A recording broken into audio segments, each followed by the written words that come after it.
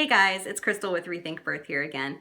Today I'm going to show you how to do hip squeezes and counter pressure. These are your two bread and butter moves that will get you through even a long and difficult labor. Most moms really appreciate one or the other technique at some point during their labor, sometimes both.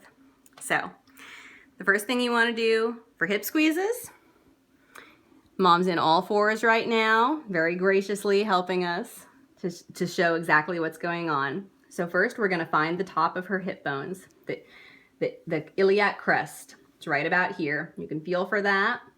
And then what we're doing is going in and down slightly. And so we're going to press here. And we're supposed to be giving a firm, even pressure. Dads, don't go 100% on this. You might want to start off with 30 because you need it to be firm, even pressure. It's not squeezing like this. That feels terrible. You want just something solid to stay there. This is a move that you do at the peak of a contraction in order to help get it through. Now, the reason why hip squeezes feel good is you're opening up the pelvis by pushing on the top of the iliac crests. Here, the pelvic joints are able to release a little bit back here. This creates more room for baby and less feeling of pressure from the inside for mom. So that's why this works. Again, find the iliac crests, and then we're going not right here, but kind of in and down, and just a firm, even pressure.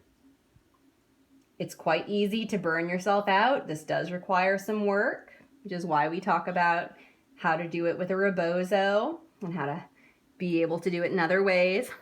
But this is a great technique to help mom cope with the peak of contractions. Now, the other technique we're going to use is called counterpressure.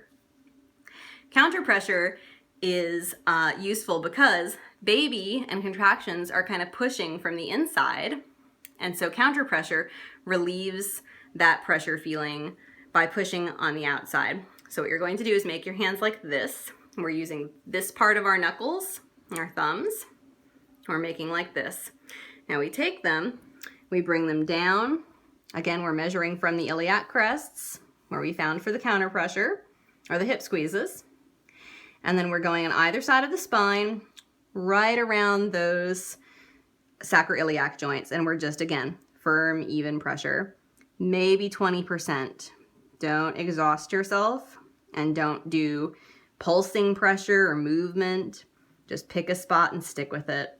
You might not get in the ideal spot for each contraction, but you'll find your rhythm. Some moms in earlier labor prefer it a little bit higher, so almost on those hip, where the iliac crests are. As labor progresses, you may find yourself going lower and lower to apply that counter pressure. Some moms like this during a contraction. Others prefer it in between a contraction. But this is something that you want to really practice together beforehand. So we're wanting to not put pressure on the spine, but just on either side of it. So again, counter pressure looks like this. Firm, even pressure. Maybe just 20 or 30% of your effort. You don't want to exhaust yourself. So during a contraction, we're here, providing a hip squeeze. And in between contractions, we can go right here and provide counter pressure. These two moves can really help labor feel great. These two moves can really help a labor to move more easily and efficiently. Or, I'm just going to cut it there.